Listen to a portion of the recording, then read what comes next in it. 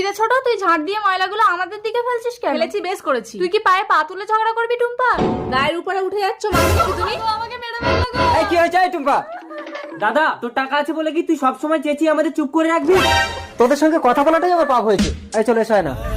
রাজু, তোমার দাদার মাছের ফিশারি আছে বলে এত টাকা। এই নাও, এই কেরোসিন তেলটা নিয়ে গিয়ে ফিশারিতে ঢেলে দাও। ঠিক বলেছো, তাহলে দাদার ফিশারি সব মাছ মরে যাবে। এটাই তো দাদার মাছের ফিশারি, কেউ কোথাও নেই তো, কেরোসিন তেলটা ঢেলে দেই। ফিশারিতে দুটো মাছ ধরে বাজারে বিক্রি করতে যাবো। এ কি, আমার ফিশারির সব মাছগুলো মরলো কি করে? এ তো কেরোসিন। স্বামী, আমাদের ফিশারির সব মাছ মরলো কি করে?